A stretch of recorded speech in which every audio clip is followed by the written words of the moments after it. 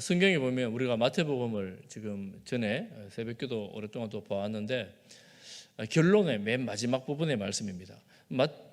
예수님의 명령이 굉장히 많이 나옵니다. 굉장히 많은 명령들 중에 특별한 이름이 붙어있는 두 가지 명령이 있는데 대계명과 대사명이라고 별명이 붙여진 내용들이 있습니다. 대계명은 어디냐 하면 마태복음 22장 37절부터 40절까지 여러분이 굉장히 잘 아는 말씀이에요. 한번 보여주시겠어요? 마태복음 22장 37절부터 우리 40절까지 다 같이 한번 읽어보겠습니다. 시작. 예수께서 이르시되 내 마음을 다하고 목숨을 다하고 뜻을 다하여 주 너의 하나님을 사랑하라 하셨으니 이것이 크고 첫째 되는 계명이요 둘째도 그와 같으니 내 이웃을 내 자신같이 사랑하라 하셨으니 이 두 계명이 온 율법과 선지자의 강령이니라. 이 구절을 흔히들 대계명이다 이렇게 말합니다. 하나님 사랑, 이웃 사랑 너무나 중요한 말씀이죠. 이 말씀이 있습니다. 이 말씀은 우리 성도들의 삶의 방향은 무엇인가 하는 것을 보여줍니다. 우리는 하나님을 사랑하고 이웃을 사랑하는 삶을 살아야 된다. 우리가 흔히 예수 믿는 사람 어떻게 살아야 되는데 그러면 하나님 사랑하고 이웃 사랑하는 거다 이렇게 이제 말할 수가 있습니다. 그리고 또 한 가지는 대사명이라고 있습니다. 대사명은 무엇이냐면 오늘 우리가 읽은 본문 28장 19절부터 20절까지 두 절을 우리가 대사명이라고 이름을 붙여 부릅니다. 우리 다시 한번 읽어보겠습니다. 같이 보겠습니다. 시작. 그러므로 너희는 가서 모든 민족을 제자로 삼아 아버지와 아들과 성령의 이름으로 세례를 베풀고 내가 너희에게 분부한 모든 것을 가르쳐 지키게 하라. 볼지어다 내가 세상 끝날까지 너희와 항상 함께 있으리라 하시니라. 아멘. 요 구절은 대사명이라고 합니다. 대사명. 예수님께서 제자들에게 그리고 앞으로 예수님을 믿을 따를 성도들에게 사명이다. 이거는 반드시 행해야 되는 사명이다. 이렇게 이름을 붙여놓은 것입니다. 보통 우리가 책의 결론, 마무리 짓는 결론부에 오면 앞의 내용을 쭉 정리를 하지 않습니까? 일반적으로는 정리를 합니다. 그런데 마태복음은 새로운 사명으로 마무리를 짓습니다. 특별하지요. 그리고 오늘 우리가 예수님을 따르는 제자들로서 예수님께서 우리에게 말씀하신 그 사명, 이 사명에 대해서 좀 살펴보고 또 이 사명이 우리 가운데 어떻게 좀 적용될 수 있을지도 말씀을 한번 보려고 합니다. 우리는 예수님의 제자들, 예수님을 따르는 사람들인데 그 사명이 뭐냐? 우리가 잘 아는 것처럼 전도 혹은 선교 혹은 제자를 삼는 것이다. 이런 식으로 이 본문을 표현합니다. 그런데 여러분 이 내용을 우리가 너무 잘 알기 때문에 이 내용을 이 사명을 주실 때 예수님께서 제자들에게 주실 때 승천 직전이잖아요. 사도행전에 보면 이 말씀을 하시면서 이제 승천하시는 내용이라고 볼 수가 있는데 이 내용을 주실 때에 제자들의 상황이 어떠했나 믿음이 어떠했나를 우리가 오늘 본문을 통해서 볼 수가 있어요. 11제자가 이제 가룟 유다는 없어요. 11제자가 갈릴리에 가서 예수님께서 만나자고 하신 그 자리에 만나게 되었습니다. 이미 부활하신 예수님께서 제자들을 만나셨어요. 예루살렘에 있을 때 벌써 만났습니다. 그러니까 갈릴리에서 이제 본격적으로 만나는데 예수님을 보고 경배하는데 17절 보십시오. 아직도 의심하는 사람들이 있더라 이렇게 말씀하죠. 그러니까 예수님은 이미 말씀하셨습니다. 내가 살아날 것이다. 너희들이 갈릴리에 가서 내가 보자. 그곳에서 만나자. 이렇게 말씀하셨는데 이미 만났어요. 이미 예루살렘에서 봤습니다. 이미 들었습니다. 예수님 살아나셨다. 그런데 지금 그 갈릴리에 가서 만나는 그 자리에서도 아직 의심하는 제자들이 있습니다. 아니 부활하셨고 만났고 그럼에도 불구하고 아직 의심하는 거예요. 이제 사명을 주시고 떠나가야 되는데 승천하셔야 되는데 아직 의심하는 자들이 있다는 거예요.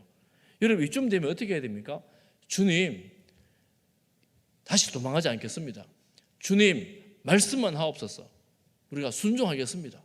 끝까지 주님을 따르겠습니다. 뭐 이렇게 해도 지금 다 준비가 덜 된 상황인데 그렇게 하지 않습니다. 아직 좀 어수선한 그런 분위기입니다. 그렇죠? 그래서 사명을 주세요. 오늘 본문 말씀에 사명을 주십니다. 너희들은 이렇게 해야 된다. 이 사명을 주십니다. 이 사명을 주실 때에 완전히 준비된 자들, 주님 말씀만 하옵소서, 우리가 따르겠습니다. 목숨 걸고 따르겠습니다.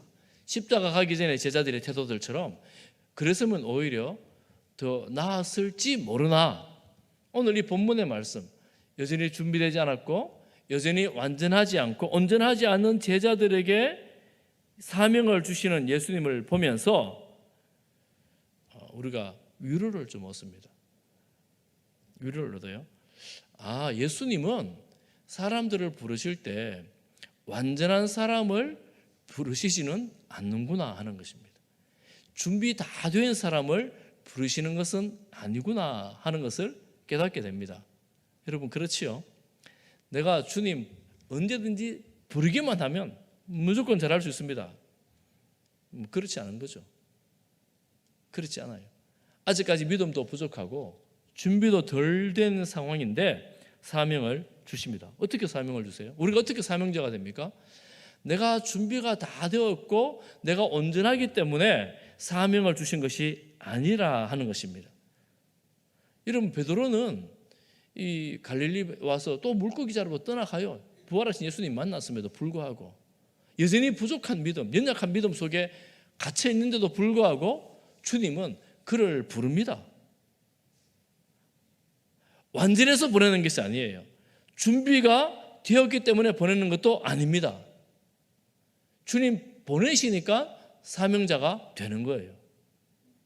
할렐루야. 여러분 이게 참 우리에게 주시는 게 너무나 큰 은혜가 돼요. 우리가 하나님의 아들, 딸로 또 주님 이런저런 직분으로 우리를 불러주신 것이 내가 잘해가지고 내가 온전해서 부른 것이 아니고 불러주셨기 때문에 되었구나 하는 것입니다. 예수님께서 이 사명을 맡기실 때 18절에 뭐라고 그럽니까? 하늘과 땅의 모든 권세를 내게 주셨으니, 하나님께서 이 예수님에게 하나님의 권세를 다 주셨어요. 이 땅의 모든 권세를 다 주셨어요. 예수님이 곧 하나님이십니다. 그러니 하나님의 권세로 명령을 합니다. 부탁이 아니에요. 그리고 권면이 아닙니다. 강력한 명령입니다. 명령이에요. 그러니 이 명령 앞에 우리는 나는 못하겠는데요, 나는 안 되는데요, 이런 명령 앞에 내는 게 통하지 않습니다. 명령이에요. 해야 되는 거죠, 마땅히. 하나님께서 준비도 안 되어 있고 아직 믿음도 부족한데 이런 명령을 하신 것은 이 일이 사람의 일이 아니고 하나님의 일이기 때문에 그렇습니다.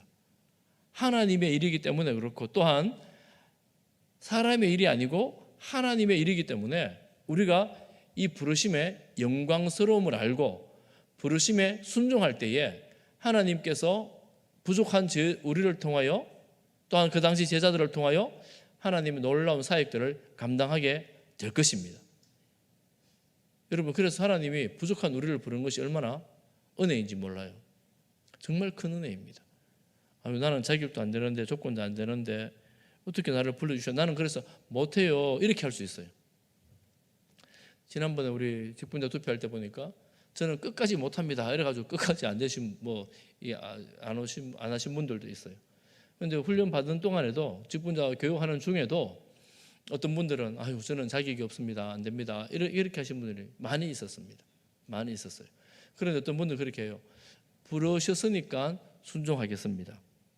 여러분, 이게 맞는 거죠. 우리는 자격도 준비도 부족하지만 주님 부르셨음으로 가는 것입니다. 할렐루야. 우리에게 이 믿음 주시기를 소망하며 축복합니다. 주님 나를 부르셨구나. 왜 부르셨는고? 우리 생각해야죠. 왜 부르셨는고? 하나님 아버지의 권위를 가지고, 권세를 가지고 명령하십니다. 주님의 사명은 이렇게 우리에게 주어진 것입니다. 그래서 우리가 성도로서 주님 제자로 살아간다고 할 때 주의해야 될 것이 있는데, 그것은 뭐냐면 이 부르심은 하나님의 부르심이다. 하나님께서 우리를 사명자로 부르신 것, 저를 목사로 부르시고 여러분을 직분으로 부르시고 또한 전도자로 제자로 부르신 것, 저 역시 마찬가지 성도로 제자로 부름받은 거예요. 우리 모두가 다 제자로 부름받은 것입니다. 부르신 것은 내가 잘해서 내 능력으로 부르신 것이 아니고 하나님께서 부르셨기 때문에 사명자가 되는 것입니다. 그런데 우리는 어떤 마음으로 하느냐 하면 누군가로부터 사람 앞에서 내가 그 사람의 부름을 받은 이런 신분이 아니다라는 사실을 알아야 되고, 우리가 어른들 앞에 있을 때든지 아이들 앞에 있을 때든지 이런 청중이든 저런 청중이든 우리는 항상 어디에 있는가 하면 하나님 앞에 있는 것입니다. 하나님 앞에 부름을 받은 거예요. 모두가 다. 우리가 제자로, 주님 제자로 살아간다, 혹은 주님 부르심을 받아서 전도자로 살아간다, 전도하러 나간다, 말씀에 순종하는 하나님의 제자들이다, 이렇게 예수님의 제자들이다 이렇게 말할 때 어디인들 하나님 앞이 아닌 자리가 없습니다. 하나님의 눈을 피할 수도 없고 하나님 임재를 피할 수도 없습니다. 피할 수가 있죠. 죄의 자리에 빠져 있으면 우리가 하나님 앞에 숨는 것 같지만 사실은 숨을 수도 없습니다. 어디서든 하나님의 명을 받드는 주님의 사명자가 된 거예요. 지금 제자들은 그 엄청난 명령 앞에 서 있습니다. 사실은 준비가 전혀 안 돼 있는데, 잘할지 못할지도 잘 모르는데 하나님의 그 권세로, 하나님의 명령으로 그렇게 말씀하시죠. 그러면 그 명령의 내용이 뭐냐? 이제 유명한 19절 말씀에 보면 너희는 가라고 말하죠. 가라고 말합니다. 어디로 갑니까? 모든 민족에게 가는 거예요. 모든 민족에게. 이 말씀은 굉장히 여러 가지 의미가 있는데, 예수님을 따르는 예수님의 제자들, 사명자들은 우리끼리 좋기 때문에 우리끼리 똘똘 뭉쳐 갖고 사는 사람만은 아닙니다. 우리는 가야 되는 존재입니다. 어디로요? 모든 민족에게. 선교 명령이라고 하죠. 그리고 선교 명령인데, 이 모든 민족에게 가라 이 말씀은 사실은 하나님께서 아담과 하와를 창조하시고 난 다음에 문화 명령이라고 창세기 1장 28절이라고 있습니다. 창세기 1장 28절 우리 같이 한번 읽어보겠습니다. 시작. 하나님이 그들에게 복을 주시며 하나님이 그들에게 이르시되 생육하고 번성하여 땅에 충만하라, 땅을 정복하라. 하나님은 아무도 없는 세상에 아담이 지어놓고 땅을 정복하라, 땅에 충만하라 이렇게 명령을 하십니다. 아니 이게 사람이 있어야 정복하고 충만할 거 아니에요? 그러니까 이 땅 가운데 가득하도록 살아야 된다 이렇게 명령을 하십니다. 그런데 이게 죄가 들어오면서 이렇게 결국은 홍수로 이 세상이 무너지잖아요. 완전 사라지잖아요. 그런데 홍수가 끝난 다음에 노아에게 창세기 9장 1절에 보면 한 번 더 명령하십니다. 노아 언약에 같이 보겠습니다. 시작. 하나님이 노아와 그 아들들에게 복을 주시며 그들에게 이르시되 생육하고 번성하여 땅에 충만하라. 하나님은 땅에 충만하라고 명령을 하십니다. 땅에 충만하라. 그러니까 이 우리끼리만 사는 사람들이 아니고 계속 흩어져서 이 모든 지구촌으로 예수 그리스도를 알고 하나님을 아는 사람들이 편만하게 퍼져 나가는 것입니다. 그런데 여러분 바벨탑 사건 아시죠? 바벨탑 사건에서 보면 우리는 흩어지지 말자, 우리가 잘 꽁꽁 뭉쳐가지고 하나님까지 한번 높아져 보자 이런 꿈을 꿉니다. 사람들이. 그럼 하나님 어떻게 하십니까? 야 흩어지라 그랬잖아, 충만하라 그랬잖아. 그러니까 사람들이 그 반대로 모이니까 흩어버리십니다. 흩어버렸어요. 언어를 혼란하게 하셔서 흩어버리십니다.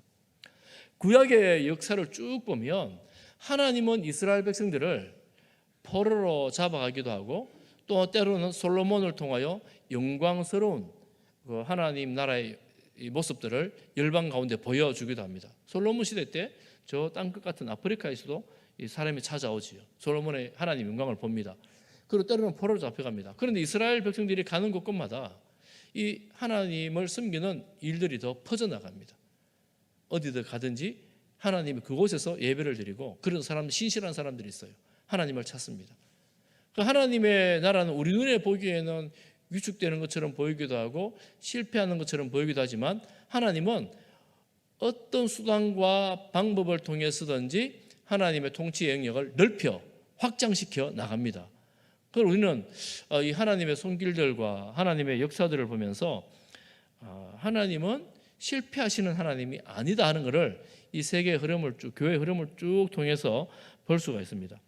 예루살렘 교회가 우리끼리 모여가지고 똘똘 뭉쳐가지고 매일 모여 기도하고 성찬하고 식사하고 말씀 배우고 성전에도 모이고 집에서 모이는데 수천 명이 모였어요. 수천 명이 성전에도 모이고 집에도 매일 모였어요. 예수님 뭐라 그랬습니까? 유다와 예루살렘과 유다와 사마리아와 땅 끝까지 나가라 그랬거든요. 땅 끝까지 가야 될 사람들 안 가고 있으니까 그곳에 핍박이 꽝 왔어요. 어쩔 수 없이 이 복음이 확 퍼져나갑니다. 바울이 세계로 선교를 하기 전에 이미 로마에도 교회가 있고 안디옥에도 교회가 있어요. 그러니 주님의 말씀은 결국은 이루시는 거예요. 이 예루살렘의 핍박으로 말미암아 우리가 박해가 왔구나, 우리가 못 살겠다, 이게 아니고 핍박으로 말미암아 오히려 더 복음이 확장되어지는 놀라운 역사를 보게 되는 것입니다. 그래서 우리가 이 대사명은 첫 번째가 가라 모든 민족에게로. 선교사님들이 이 명령을 받아서 모든 민족에게로 나갔습니다. 또한 나가고 있습니다. 또한 우리는 나가야 합니다. 그래서 여러분, 교회는 근본적으로는 세상에서 예수님을 모르는 사람들이 예수님을 믿어 모이는 공동체입니다. 세상에서 부름받은 공동체예요. 교회가 부름받은 공동체인데, 그리고 또 한 가지 교회의 특징이 있다면 흩어지는 공동체입니다. 세상으로 나가는 공동체입니다. 부름받은 공동체는 세상으로 나가야 돼요. 그럼 우리의 여러분 교회에만 모여 있는 게 아니라 가정도 선교지가 되고, 여러분 직장도 선교지가 되고, 여러분 일터가 선교지가 됩니다. 땅끝이 어딜까요? 이렇게 쓰면 내 등 뒤가 땅끝이잖아요. 여러분, 그러니까 지구 딱 돌아 성경하면 바로 내 이웃이 땅끝이 될 수도 있습니다. 내 이웃에게 내가 복음의 증거자가 되어 복음을 전하는 것입니다. 그러니 우리가 모일 뿐만 아니고 나가야 된다. 그리고 또 말씀합니다. 모든 민족을 제자로 삼아라. 어떤 이렇게 언어를 연구하시는 분들은 이렇게 생각합니다. 19절, 20절 이 대사명에서 가장 중요한 주된 동사가 무엇이냐? 바로 제자를 삼아라. 이 단어가 주동사다. 다른 거는 다 주동사를 도와주는 동사들이다. 동사들이 아니고 다른 거다. 이렇게 말을 하는데, 제자 삼는 것이 가장 중요하다. 그래서 대사명이 무엇이냐? 제자를 삼는 것이다. 이렇게 말씀하시는 분들도 있습니다. 어쨌든 우리가 복음을 전할 때 여러분 전도를 하지 않습니까? 전도를 하면 어디까지가 전도일까요? 우리가 토요일 되면 노방전도를 나갑니다. 노방전도 나가서 예수 믿으세요 하고 전도청에 나눠줍니다. 어떤 사람은 반응을 해요. 교회가 어디 있나요? 물어보기도 하고, 저도 교회 다닙니다. 그리고 이런저런 반응이 합니다. 그리고 어떤 분들은 좀 더 이야기를 하면서 복음을 전합니다. 예수님 믿어야 됩니다. 교회도 다니세요. 이렇게 합니다. 어디까지가 전도를 하는 것일까요? 우리의 전도는 한 분을 교회로 예배당으로 데려와 앉히는 것, 초청하는 것, 그리고 그분에게 예수 그리스도를 전하는 것, 그분이 결신하여 예수님을 믿게 하는 것, 이 정도는 돼야 될까요? 근데 믿게 하는 거 정말 어렵잖아요. 그런데 오늘 본문에서 이 말씀하시는 것은 그 사람을 제자로 삼아라 이렇게 말합니다. 여러분, 제자는 스승을 따르는 사람입니다. 이걸 우리에게 적용해 보자면 우리가 스승이 되겠습니까? 최소한 나만큼은 만들어내는 거예요. 나만큼은. 여러분 한번 생각해 보십시오. 여러분이 전도한 그 성도가, 예수님을 모르는 사람이 나 정도 돼서 수요 기도에 예배하러 올 정도가 되면 되겠습니까? 그 정도 하면 되겠습니까? 여러분 목표를 삼으세요. 그러면 어떤 목표를 삼느냐면, 내가 한 사람을 전도해서 이 수요 기도회에 나오는 신앙으로 자라도록 내가 옆에서 도와줘야 되겠다. 할렐루야. 가능할까요? 가능해 보입니까? 사실은 예배에 수요 예배에 나오는 여러분 신앙이 대단히 좋으신 거잖아요. 좋으신 건데 이런 형식적인 신앙생활, 형식적이라기보다도 예배 한 번 더 나오는 신앙생활도 중요하지만 더 중요한 것은 우리가 전도한 그 사람이 예수님을 주인으로 모시고 살아가도록 하는 것입니다. 내 인생의 주인이 내가 아니고 예수님이 내 주인입니다라고 말하며 가르쳐 살아가게 하는 것입니다. 지난주에 캄보디아에서 선교사님 부부가 한국에 와서 제가 아는 목사님이 그 교회에 이제 후원하고 이래서 그 목사님이 캄보디아 사람들 선교사님하고 현지인 지도자들 3사람 12살 난 아이가 왔대요. 그래서 만났습니다. 교제를 잠깐 했는데 그 선교사님이 캄보디아에 간 지가 10여 년 정도 됐어요. 지금 교회 2개를 섬기고 있습니다. 섬기고 있는데 그 젊은 결혼하신 분 1분, 결혼 안 한 분 2분이 3분의 현지인 지도자예요. 전도사님이라 하더라고요. 아마 신학을 했던 것 같아요. 한 분은. 그 청년 젊은 분 3분이 이 선교사님의 동력자가 돼서 교회를 돌보고 세우고 주일학교 사역을 하는 겁니다. 애들이 굉장히 많이 모인대요. 제가 너무 놀란 거는 뭐냐면 10여 년 만에 그 선교사님이 사역을 통하여서 그 선교사님을 도와서 확실히 교회를 세우는 동력자를 만들었다는 거. 동력자를 세웠다는 거. 이게 너무 귀한 거예요. 12살 난 아이를 데리고 왔어요. 그 아이를 어떻게 왜 데려갔는가 하면 그 아이가 아주 어릴 때부터 처음에 유치원을 했는데 유치원에 아주 어릴 때부터 왔대요. 그 아이가 그 주일학교 중에서 암송이면 암송, 예배면 예배 빠지지 않고 제일 성실히 열심히 하는 거예요. 얼마나 애가 예쁜지 몰라요. 그 아이를 데리고 왔어요. 이거 우리 교회 제일 열심히 하고 성실한 아이입니다. 이러면 데리고 왔어요. 걔는 어린 캄보디아 사람들이 우리나라에 오려면 굉장히 절차가 복잡하대요. 비자를 만드는 과정들이나 초청하는 과정이나 굉장히 힘들대요. 근데 그 교회가 애를 써서 그분들 초청을 한 거예요. 그리고 여러 교회를 다니기도 하고 대구 지역을 다니기도 하는데 얼마나 귀합니까? 그런 열매를 맺고 그런 동력자들과 함께 교회를 세워갈 수 있다는 것은 정말 영광스러운 일이죠. 너무나 영광스러운 일이죠.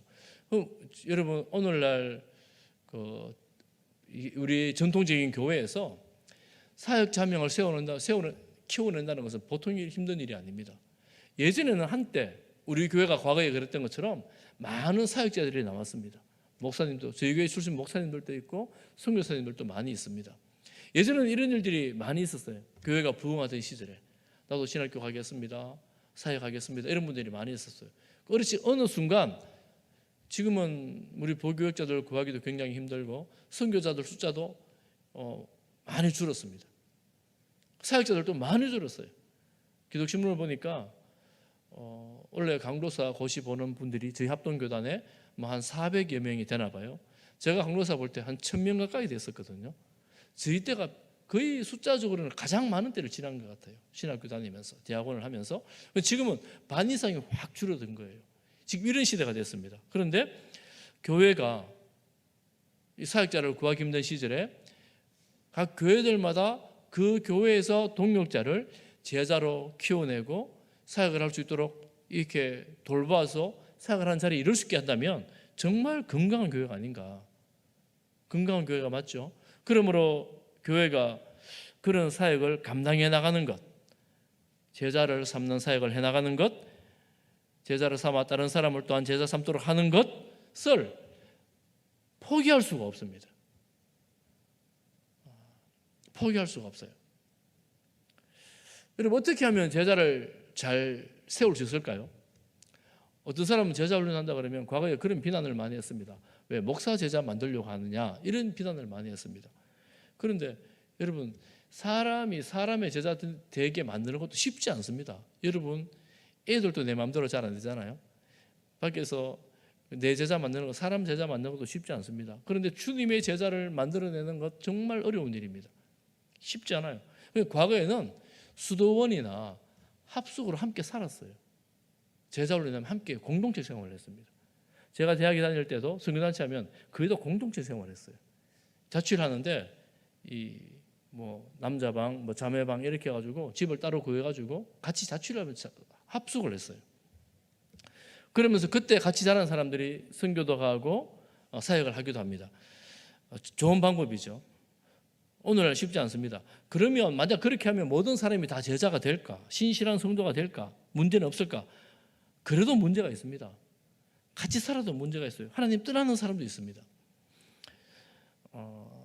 어떻게 하든 제자를 삼아서 주님의 사역에 함께 동력할 사람들을 키우는 것, 이게 교회가 마땅히 해야 될 일이고 또 앞으로 감당해야 될 것들이죠. 저희는 어쨌거나 제자 훈련 하려고 길을 서고 노력을 합니다. 그래서 우리 직분 받는 분들 오랜 시간 동안 매주일마다 만나서 이 훈련이라고 했는데 잘 됐는지는 잘 모르겠습니다. 제가 잘 됐으리라고 믿습니다. 잘 됐으리라고 믿습니다. 왜냐하면 이게 결과물이 훌륭하게 잘 나올 수 있지만 예수님 보세요. 예수님도 보면 이 제자 훈련 3년 반 동안 열심히 했는데 십자가로 갈 때 아무도 안 따라갔어요. 다 자기 길로 가버렸거든요. 제자들이. 아이고, 예수님도 그러면 제자 훈련 실패한 건가? 그렇지 않죠. 그렇지 않죠. 그러니 우리가 아름다운 결과물들이나 혹은 뭔가 목표를 세우고 정해서 가지만 하나님께서 그 일 가운데에 인도하시고 또 가르치시고 도우신다는 확신이 없으면 이걸 할 수가 없습니다. 정말 이거 힘들고 어려운데 이거 매주 모여가지고 지금도 사역훈련을 하고 있습니다. 우리 주일에 기초양육반을 하고 있어요. 그 1년 코스입니다. 1년 코스로 가는데 이렇게 매주 모여가지고 이렇게 힘들게 공부를 해야 되나?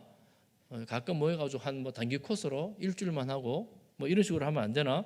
이런 유혹이 있긴 있지만 어쨌거나 포기할 수 없습니다. 왜냐하면 예수님께서 하신 방법이고 같이 살았는데요. 또 주님 제자를 삼으라 그러니까 이 길을 갑니다. 여러분 포기하지 않고 끝까지 함께 할 수 있기를 바랍니다. 여기도 훈련 받은 분들도 있고 아직 받지 않은 분들도 있는데 여러분 우리 교회에서는 어쨌거나 훈련하는 교회니까 끝까지 훈련을 받고 주님의 제자로 살아갈 수 있기를 축복합니다. 이 제자로 삼는 단계에 있어서 첫 번째는 뭐냐? 오늘 19절 말씀에 보면 아버지와 아들과 성령의 이름으로 세례를 베푸는 것입니다. 세례는 기독교에서 정말 중요한 사역이죠. 예수님께서 명하셨고 지금 2000년 역사를 계속 그슬로 해오고 있는 것입니다. 세례는 죄를 씻는다는 의미도 있지만 예수님과 연합하여 예수님과 함께 죽고 함께 살아나고 또한 세례를 통하여 온 교회가 한 가족이 되는 그런 예식이 세례입니다. 세례를 받았다 하는 말은 우리는 한 공동체입니다. 한 가족입니다. 여러분 세례할 때마다 교회의 치리에 순종하겠느냐 이렇게 묻는데 다 여러분 예라고 대답하셨거든요. 그러면 교회가 내가 기뻐하고 좋아하는 일만 아니라 내가 별로 좋아하지 않는 일에도 함께 동참하고 함께 동력하는 것입니다. 그런데 세례를 베푸는 것은 삼위일체 하나님의 이름으로 세례를 베풉니다. 성부 하나님, 성자 예수님, 성령 하나님의 이름으로 세례를 베풀어서 그 하나님과 우리 교회가 또한 하나가 되는 것입니다. 연합하는 것입니다. 그러니 너무나 놀랍고 영광스러운 사역이죠. 이렇게 세례를 받은 사람들, 세례는 또한 외적으로는 구원을 확증하는 것인데 이렇게 구원을 확증하고 세례 받은 사람들이 제자가 되어지는 거죠. 제자가 되는데 가장 첫 번째 시작점이 되는 거죠. 그러니 우리가 세례를 받은 사람들은 주님의 제자로 살아가야 되는구나. 주님의 제자로 살아가야 되는구나. 이게 선택이 아니에요, 사실은. 사람들은 나는 내 마음대로 살지 무슨 주님의 제자는 나는 되기 싫어. 나는 내 마음대로 살 거야. 예수 믿는 사람들이 그럴 수는 없습니다. 왜냐하면 한 몸 공동체이기 때문에. 교회는 한 몸 공동체예요. 그러니 함께 가는 한 방향으로 가는 것입니다. 그럼 이 사역은 어디까지 어떻게 가야 되는가? 20절 말씀을 여러분 같이 한번 읽습니다. 20절을 같이 보겠습니다. 시작. 내가 너희에게 분부한 모든 것을 가르쳐 지키게 하라. 볼지어다 내가 세상 끝날까지. 제가 교육을 하면서 가끔 이런 유혹이 있습니다. 우리는 지금 새가족반이 있고 그리고 기초학력반이 있고 제자반, 사역반 이렇게 있는데 교육을 제가 이제 주된 교육을 많이 해요. 새가족반과 지금 사역반을 하고 있는데 이런 어떤 유혹이 있느냐면 현장으로 안 나가고 싶은 거예요. 저는 새가족실에서 지금 뭐 이런 공부를 합니다. 제가 이제 가르치기만 하면 되는, 제가 현장을 확인할 수 없잖아요. 집에 가볼 수도 없고 여러분 사람의 모습을 볼 수 없잖아요. 그래서 대답만 잘하면 와 저분 정말 신앙이 좋구나 이렇게 되는 거예요. 가르치기만 잘하면 그렇게만 하고 싶은 유혹이 늘 있습니다. 늘 있어요. 가르치기만 잘하면 되지, 이 유혹입니다. 근데 오늘 성경 본문에 뭐라 그럽니까? 어떻게 하라고요? 본문을 보십시오. 20절에 뭐라고 말했습니까? 가르쳐 지키게 하라. 지키게 하라. 이게 어렵기도 하고 숙제이기도 합니다. 왜냐하면 지키게 하는 거는 저 자신도 다 잘 못 지키고 나도 잘 못 지켰는데 무슨 남들에게 다 지켜 행하라고 또 확인도 잘 할 수도 없고 뭐 그저 주님 잘 가르쳐 놨으니까 뭐 알아서 잘하겠지요 이렇게 하고 싶은 마음이 너무너무 많은 거예요. 그런데 우리가 지켜 행하는 것은 이제 우리가 가르칠 때 제자훈련하면서 꼭 확인하고 점검해야 될 숙제가 됩니다. 그래서 여러분 나눔이 중요한데요. 나눔이 중요한데 나눔은 뭘 나누냐면 내가 그리스도인으로 살면서 성공하고 잘 사는 것만 나누는 것이 아니라 실패하고 잘 살지 못한 것도 함께 나누면서 우리의 연약함을 공유하면서 서로를 위해서 격려하고 기도하는 나눔이 되어야 합니다. 예수님께서 제자들 공동체를 그렇게 돌봐주셨어요. 제자들은 예수님을 따라서 성공적인 사역을 하기도 했지만 또한 예수님께 혼나기도 했죠. 때로는 사탄아 물러가라 이렇게도 말씀을 들었잖아요. 그런 공동체가 되는 것입니다. 그래서 훈련이 중요하고 우리 교회가 하고 있는 소그룹이 굉장히 중요합니다. 이 자리에 계신 분들은 다들 소그룹에 꼭 가시기를 바랍니다. 소그룹 하면서 우리 삶을 나누면서 내가 정말 믿음으로 잘 살았던 삶과 혹은 믿음으로 살지 못했던 삶에 대해서 함께 이야기하면서 함께 격려하고 함께 기도해주는 그런 소그룹이 살아있는 공동체입니다. 뭐 잘한 것만 이야기하면 그게 좋긴 하지만 우리 한 면만 보는 것이잖아요. 그러니까 우리가 어떤 말씀을 가르치고 또 제가 설교도 하지만 말씀을 가르치고 또 말씀을 배워가는 일이 너무나 중요하지만 여러분 내 삶에 나가서 가족들 사이에서 그리고 이웃들 사이에서 내가 하는 일에서 직장에서 그리스도인으로서 신실함으로 살아가는 것 너무나 힘들고 고된 것 같지만 이게 우리 성도들이 삶의 방향이고 나가야 되는 길입니다. 할렐루야. 그래서 여러분 말씀을 배우시기를 바랍니다. 언제까지 배워야 될까요? 내가 다른 사람을 가르칠 수 있을 만큼 배워야 돼요. 그러면 엄청 많이 배워야 가르치는가? 그렇지 않습니다. 그렇지 않아요. 여러분 전도하시는 분들 제가 가만히 보니까 뭐 성경을 엄청 많이 알아서 전도하는 게 아니에요. 주신 은혜가 있고 그 은혜가 상대방에게 흘러가니까 이분 새신자인데 새신자 말을 듣고 교회를 와요. 그리고 예수 믿겠대요. 지금 우리 새가족 모임 하면 그래요. 원래 세례 받은 분이 작년 가을인가요? 세례 받은 분이 새로운 분을 전도해 왔는데 그분 예수 믿겠대요. 놀랍지 않습니까? 그분의 성경을 많이 알지 못하잖아요. 그런데 그런 일들이 있습니다. 하나님이 하시는 일이죠. 주의 은혜입니다. 그런 우리가 이 일이 어렵고 힘들지만 하나님이 하십니다. 순종할 때 우리를 통하여 하나님께서 그 일을 지속적으로 반복적으로 이루어내실 것을 믿습니다. 믿음으로 여러분 이 길을 걸어갈 수 있기 바랍니다. 저는 힘들어서 저는 못해요. 저는 안 돼요. 제가 우리 교회 처음 왔을 때 저는 못합니다, 안 합니다 이 얘기를 너무 많이 들어가지고 약간 그런 게 있어요. 못해요 이러는데 주님께서 뭐라고 말씀하시느냐 하면 내가 세상 끝날까지 너희와 항상 함께 있으리라. 할렐루야. 주님 여러분 함께 하심을 믿습니까? 그런데 언제 가장 확실하게 함께 할까요? 항상 함께 하시죠. 항상 함께 하시는데 오늘 본문을 통해 보면 언제 가장 확실하게 함께 하십니까? 제자를 삼아 주님의 말씀을 가르쳐서 지켜 행하게 할 그때 그 자리에 주님은 반드시 함께 하십니다. 반드시 함께 하십니다. 여러분들이 나는 준비가 잘 안 돼서 못 가르칩니다. 여러분 은혜대로 도전하십시오. 시도하십시오. 여러분 아는 시식 충분합니다. 지금 여러분 예수 믿은 지 얼마나 오래되셨습니까?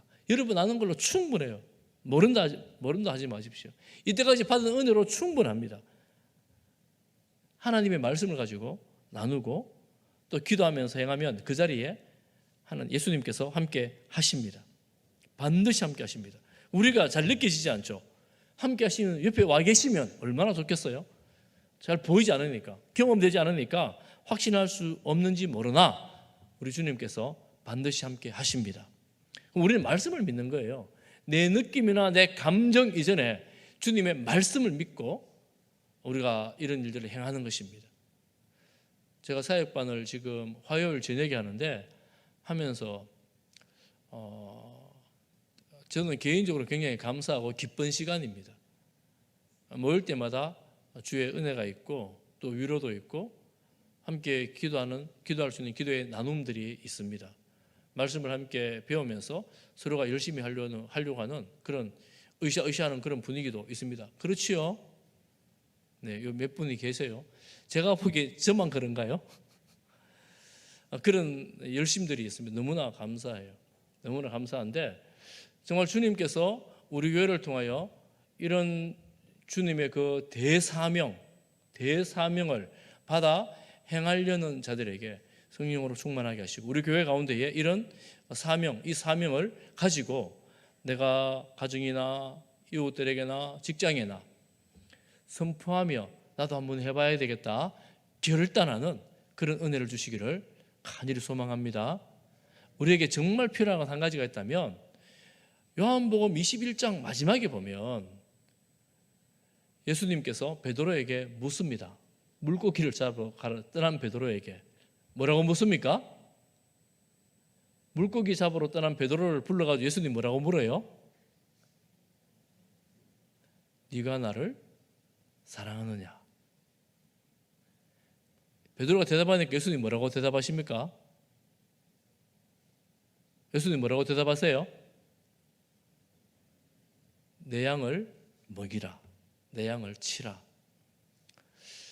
예수님께서 이 엄청난 사명을 주시면서 이런 일을 해야 된다고 말씀하시면서 우리 모든 사명자들에게 가장 중요한 것은 주님을 사랑하는 마음이다 하는 것을 우리에게 말씀하십니다. 주님을 사랑하는 성도들, 여러분 주님 사랑하시지요? 주님을 사랑하는 성도들, 그걸로 어쩌면 충분합니다. 내가 많이 알지 못하고 준비도 좀 덜 됐고 잘 모르는 것 같지만 주님 사랑합니다. 주님 사랑하는 마음으로 이 땅에 살면서 주님 복음 전하고 제자로 삼고 말씀을 가르쳐 지켜 행하기를 원합니다. 이렇게 결단할 때 여러분 우리를 통하여 주님께서 일하시고 생명의 역사를 일으켜 주실 줄을 믿습니다. 함께 헌신하며 동력하며 나아가기를 주님의 이름으로 축복합니다.